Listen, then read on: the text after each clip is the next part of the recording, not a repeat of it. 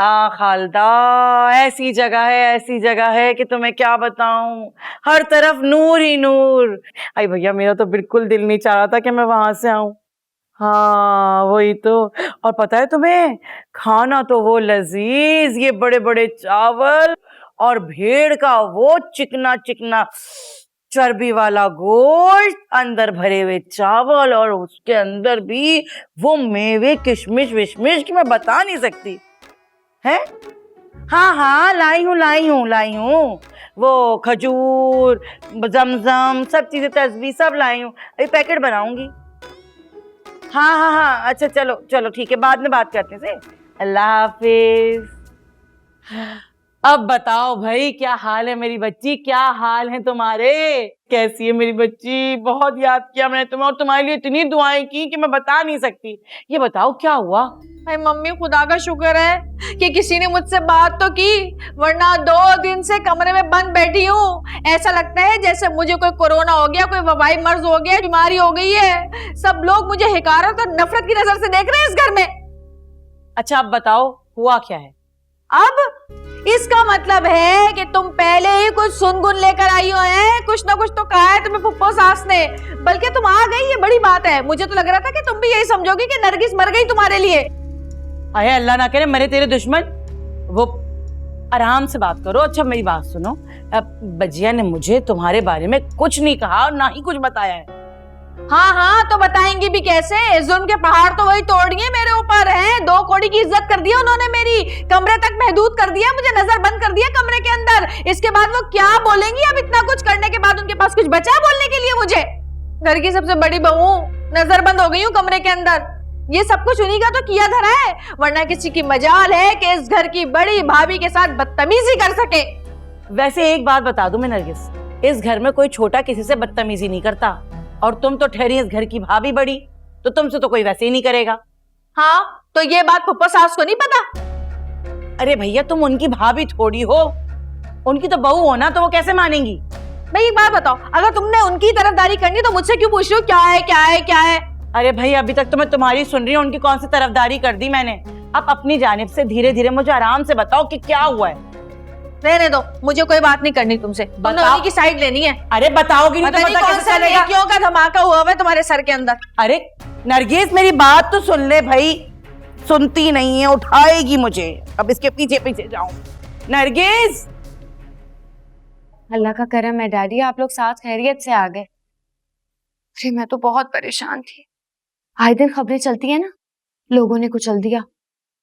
अरे पता नहीं जुम्मा था कि जुमेरात था, इतना भयानक ख्वाब मैंने देखा, इतना भयानक ख्वाब, मैं आपको क्या बताऊं। मैंने देखा कि डैडी आपको लोगों ने कुचल दिया। आपका चेहरा इतना भयानक हो गया, इतना भयानक हो गया, बिल्कुल जमीन पे चिपक गया। आते जाते लोग कहने लगे, है किसका साया है, ये साया हट क्यों नहीं रहा? ऐसा कुछ नहीं है बेटा, बस आप लोगों की दुआएं थी, सब कुछ ठीक रहा वहाँ। डैडी इंतजाम कैसा था? पर निजाम बहुत बेहतरीन है वहाँ का, कोई खास दुश्वारी नहीं हुई। अच्छा भाई, माशाल्लाह। अच्छा बाबू मामू, ये बताएं कि होटल करीब था या फिर सफर करके लंबा जाना पड़ता था? नहीं, ऐसा कोई दूर नहीं था भाई, होटल से हरम का फासला कोई 10 मिनट पैदल का होगा। अरे वो तो तुम्हारी मुमाने के घुटने काम नहीं करते, वो तो चल नहीं सकती, तो उसके लिए वो वहाँ पर वो काली औरतें होती हैं और व्हील चेयर पे उम्रा करा देती हैं। बस उन्हें नहीं उम्रा कराया, तुम्हारी मुमाने को तो मैं कहाँ घसीटता फिरता उनको। वैसे अच्छा हो गया बाबू मामू, आपको और मुमानी जान को उम्रे की सादत हासिल हो गई। भाई अल्लाह का बड़ा करम है, उस मालिक का बहुत शुक्र है। भाई जिम्मी बेटा, तुम भी तो कुछ बोलो, कैसे हो, क्या बात है, कैसा चल रहा है काम वाम? मैं बस मामू आपकी बातें सुन रहा हूँ और बाकी सब शुक्र अल्लाह, सब करिए। और बताएं क्या मीटिंग चल रही है मामू भांजे में? कुछ नहीं, बस बच्चों को वहाँ के हालात बता रहा था। अब वो तुम्हारी ब्यूटीफुल वाइफ नजर नहीं आ रही? यकीन करो, ज़ेबुन्निसा की बात कर रहे हैं। अरे बजिया, आप भी ना, अभी तो यही थी वो।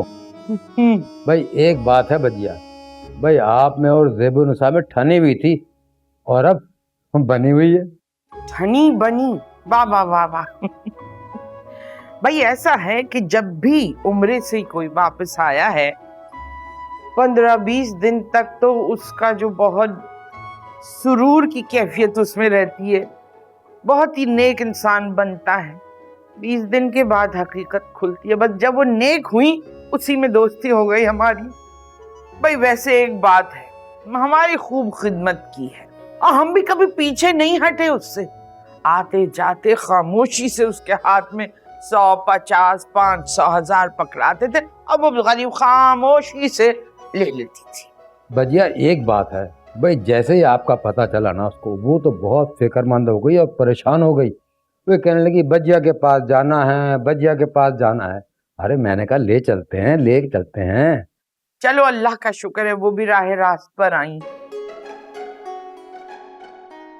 अरे क्या कर रहा बेटा?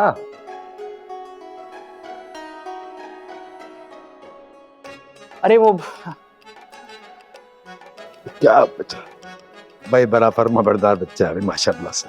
सही बनी है ना वैसी जो हमने बताया था उसी तरह सही है। इसको बढ़ाओ अभी आगे। ये चपाती पूरी आनी चाहिए, उसके बाद इसका कगरे बनेंगी। डैडी चाय पियेंगे? चाय बनाऊं? हाँ बना लो।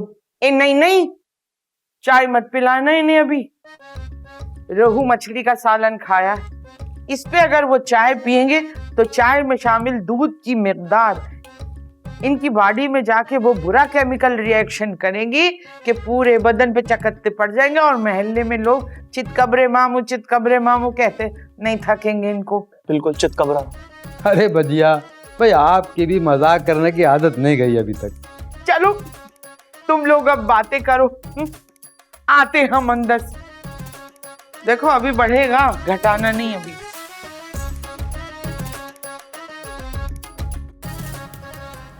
अब तुम ही बताओ मम्मी, मेरी औलाद के लिए फैसला करने का हक मुझे है या कि उस बुढ़िया को? अरे भैया हक है नहीं है, क्या नहीं है, मैं इस लंबी बहस में नहीं पड़ रही। मैं ये जानती हूँ कि जरूर तेरी कोई गलती होगी या फिर तूने रास्ता गलत चुना होगा। हाँ। मम्मी क्या हो गया तुमको? है तुम अपनी बेटी की साइड लेने के बजाय अपनी नन और मेरी सास की हिमायत कर रही हो। मैं क्यों उस बुढ़िया की साइड लेने लगी है? सटिया गई हो क्या? समझा कर मेरे बच्चे, मैं ये कह रही हूं कि तू बहनों में सबसे बड़ी है और इस घर की बहुओं में भी सबसे बड़ी है, तो खुद को मजबूत बनाना ताकि बहनों के लिए आसानी पैदा हो। उन्हीं के लिए तो ये सब कुछ कर रही हूं मैं। साजिश करने से मजबूत नहीं होता इंसान, हाँ अमल से मजबूत करना पड़ता है। मम्मी तुम ना बिल्कुल बदल गई हो। हाँ तुम्हें मेरी हर बात बुरी लग रही है। कोई नहीं बदली हूं मैं, जो कल पूरा तमाशा किया है ना और ये अभी जो ड्रामे कर रही है सब पता है मुझे।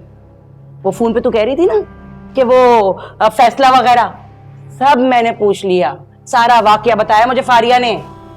अच्छा तो अब समझ आया मुझे, मेरे खूनी रिश्ते मेरे ही खिलाफ खड़े हो गए हैं और दूसरों से जाके मिल गए हैं दुश्मनों से। कोई किसी से नहीं मिला है, बस तुझे ही अलग रहने की बीमारी हो गई है।